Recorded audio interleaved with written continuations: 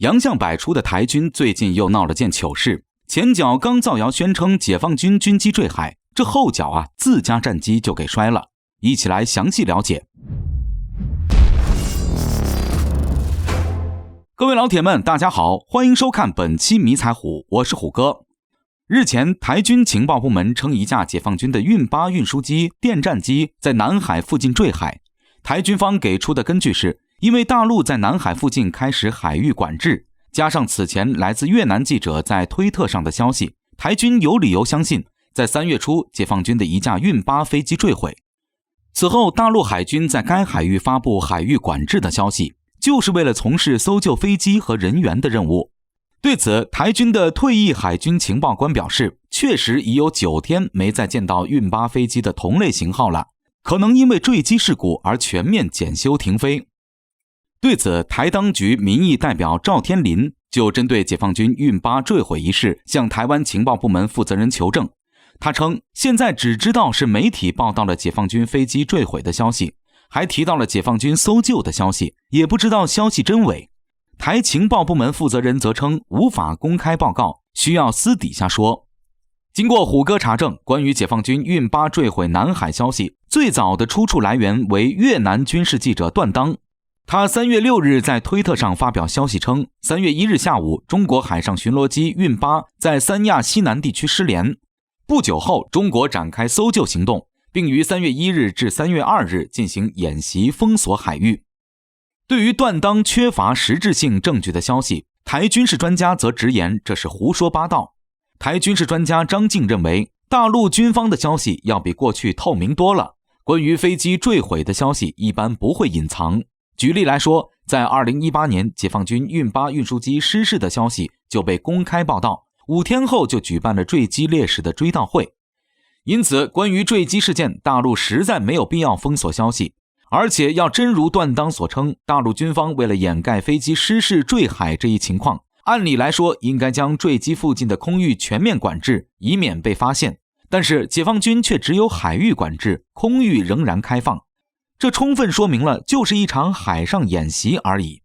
而且更加值得怀疑的是，解放军坠机这么大的事情，美国也不为所知。从段当宣称的3月1号解放军坠机事故发生后，美国对于南海的侦察活动强度没有明显提升现象，而且也没有报告大陆出现了坠机事件。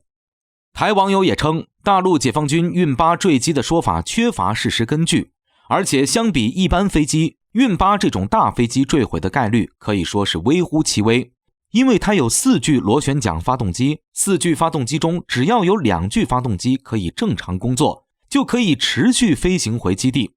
不过也可能是4具发动机同时失效导致坠毁，但是这种概率近乎为零。所以综合分析，关于解放军坠毁的报道和台军方的情况完全都是不准确的。不过让人没想到的是，台湾空军倒是3月14号发生了坠机事故，这一次毫无疑问是证据确凿。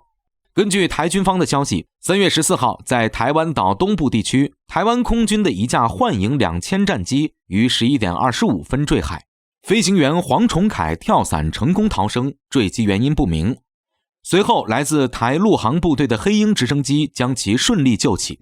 据了解，驾驶幻影2000战机的飞行员黄崇凯是台空军中校，为41战机部队中校分队长，拥有10多年的战机飞行经验。据悉，这是法国幻影2000战机出售到台湾后第7次坠机事故。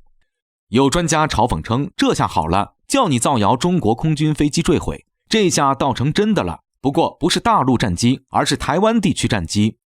专家认为，从最近台空军一系列的坠机事件就可以看出，台空军已经疲态明显，应对解放军的巡台飞行已经力不从心。可以说，解放军正在使用阳谋加速台湾空军的覆灭。从民进党当局上台不承认9·2共识至今，解放军空军海军便在台湾周边地区进行巡台飞行和航行，一年随便几百次，有时候甚至每天几十次，分成各种时间段巡台飞行，导致台空军为数不多的战机不得不频繁起降飞行，跟踪解放军查看其动向。